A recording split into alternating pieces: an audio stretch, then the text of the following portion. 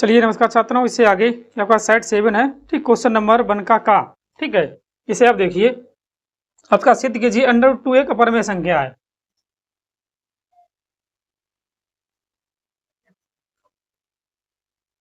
एक अपरमेय संख्या नहीं है।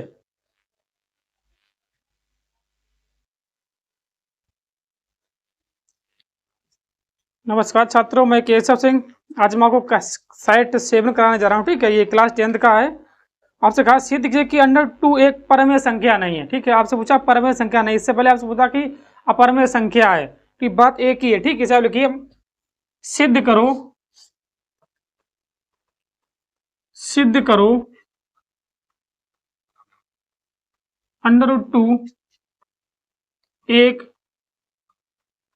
परमेय संख्या नहीं है। परमेय संख्या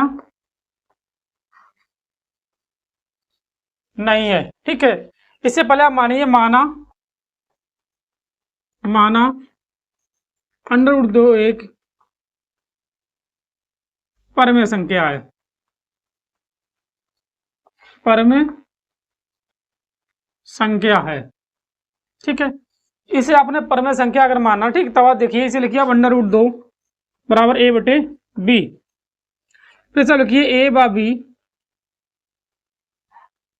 सह अभाज्य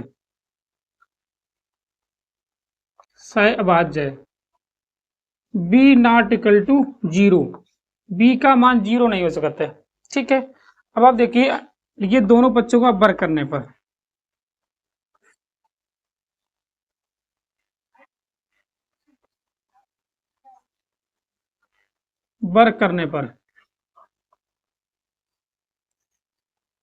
√2 का वर्ग a²/b²। ये आपका 2 का वर्ग है। सॉरी, 2 से रूट से इसे हटिए। ठीक है, आपका वर्ग से रूट हटिए। ठीक है, तब आप देखिए b²। अब b² दिल लाइए, आपको होगा b² बराबर में a²/2। अब आप लिखिए a² 2 से विभाज्य a² 2 से विभाज्य है, तो a भी 2 से विभाज्य होगी।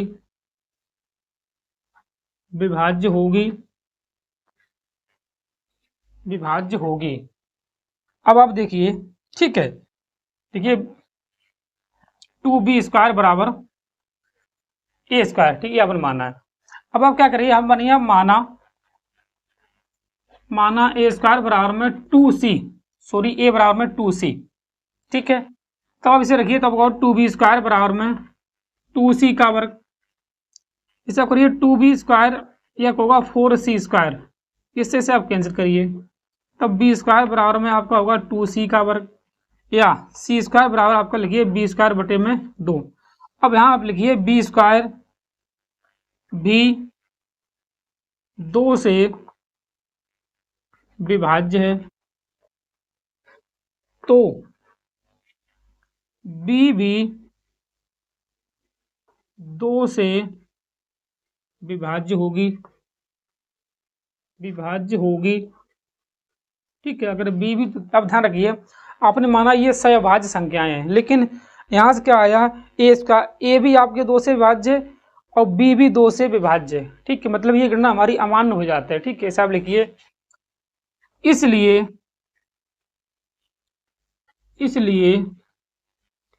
ये गणना अमान्य है, अतः √2 एक परमेय संख्या नहीं है।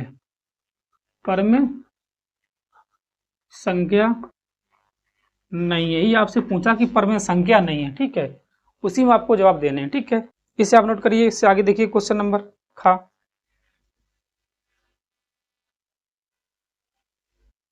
देखिए छात्रों, क्वेश्चन नंबर 1 का आपका खा है। आपसे कहा त्रिभुज PQR में Q समकोण है। ठीक है, और अब दिया tan p बराबर 1/√3, तो sin p into cos r plus cos p into में sin r को सिद्ध ज्ञात करने के आ रहा है। ठीक है, देखिए जो आपको दिया, पहले तो क्या आपको दिया, देखिए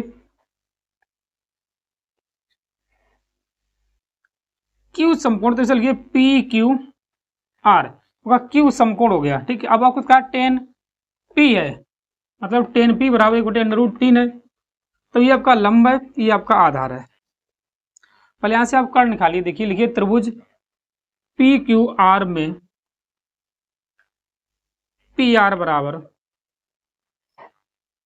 पी क्यू का वर्ग प्लस क्यू आर का वर्ग। पी क्यू आप रखिए 1/3 का वर्ग प्लस 1 का वर्ग, इससे इसे हटा दो 3 + 1, ये आपका होगा 4, 4 आपका 2 का वर्ग, इसे आप रखिए यहाँ पे 2। अब आपको मान चाहिए, देखिए सबसे पहले आपको साइन पी, देखिए साइन पी यहाँ से मान हम करते तो ये आपका होगा, सॉरी आपका एन पर 1 था, ठीक है 1 है, ठीक है। अब देखिए साइन पी लंब बटे कट मतलब 1/2 है। कोसार, अब आप कोसार को देखिए, कोसार होता है आधार बटे कट, फिर भी आपका 1/2 ही आएगा। पी के साथ देखिए आप कोस पी, ये आपका है, ठीक है, ये आपका कोस पी, तो आधार बटे कट √3/2, ये भी आपका √3/2 होगा, क्यों देखिए आर से मान का है, आपका लंब ये होगा, ठीक है। फिर आप देखिए 1/4 गुणा करिए आप, √3 3/4, तो 4/4 काट के आपको 1 बचे, ठीक है, ये आपका आंसर है। ठीक है, इसे आप नोट करिए, क्वेश्चन नंबर आपका है ये खा है, ठीक है। इसका अगला देखिए क्वेश्चन नंबर 1 का गा, गा में आपसे क्या कहा देखिए, ठीक है, इसे ठहरे,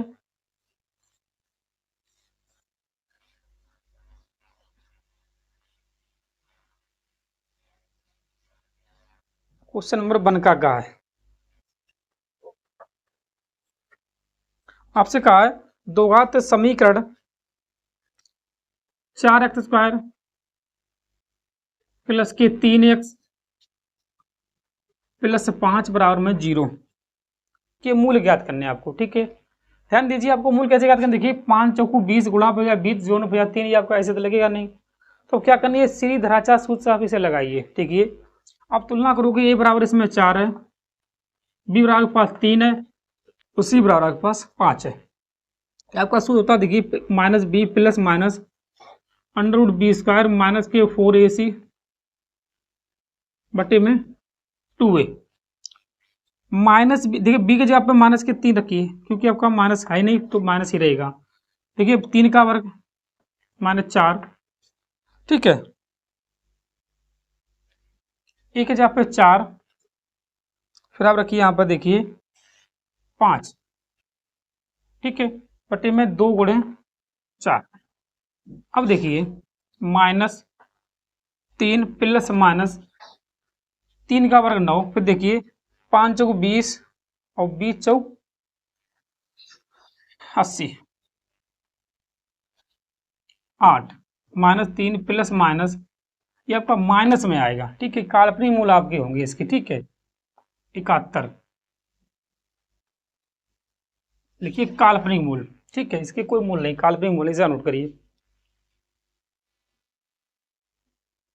ठीक है।